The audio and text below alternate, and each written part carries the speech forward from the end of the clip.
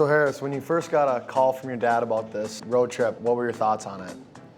I was pretty excited. You know, growing up, small town, you don't really get the opportunity to see a lot of the country. I looked at the odometer in my truck and I think we went around 9,000 miles. How many of those miles do you think you drove, Griff? Well, probably, I would say maybe 1,000. Maybe. Who do you think a better driver is out of us two? Well, I don't think we got enough road time from you to see who's better. You know, I was kind of whipping the truck the whole time. What do you think?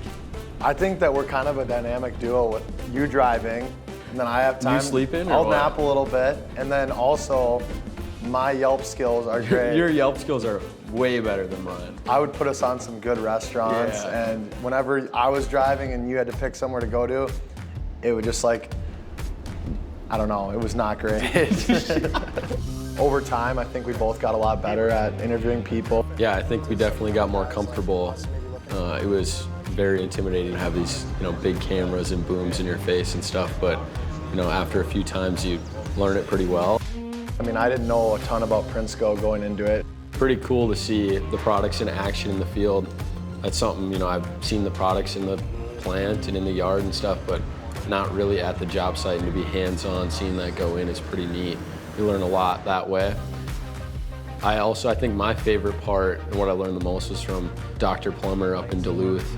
Learned a lot about the plastics and the recyclability, and just like the future of that was really interesting to me. So if you were to talk to one of our friends that knows nothing about plastic pipe, what would your elevator pitch be to them? I think it really comes down to water is essential for life. Growing up here in Minnesota, water is essential for ag around here, but it can also be really destructive. We've seen that in our lives. Massive storms, big hurricanes.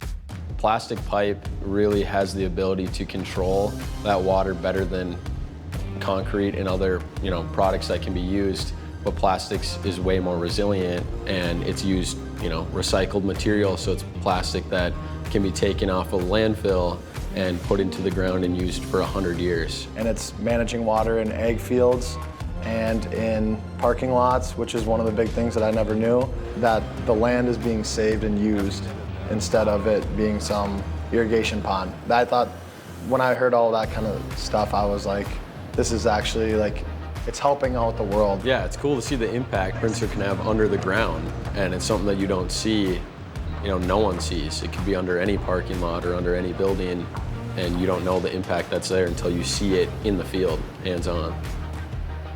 Obviously, we learned a lot about resiliency and the plastic pipe, and how a lot larger storms are coming into the world now, and tying that into with us being a younger generation. And I feel like for our generation to be more resilient, and whether it's a life storm, just come through and just be able to handle that and work hard and grind through it. Yeah, I was going to use the same analogy to to combat the storms in life, and to be really able to take whatever you're given and run with it and just do something good with it.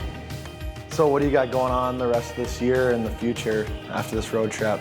Well, I'm leaving to go back to school in Texas next week. Sophomore year at A&M, pretty excited about that. Hopefully have a good football season. Yeah, big last senior year down in Arizona at Grand Canyon University. Excited for that, and just excited to see what comes into my life after this school year. Yeah, it was pretty fun to experience Prinsburg this summer and do that, and we'll see if that's down the road for us sometime. So you got any more questions, Griff? You gonna finish that burger? It's all you, big man.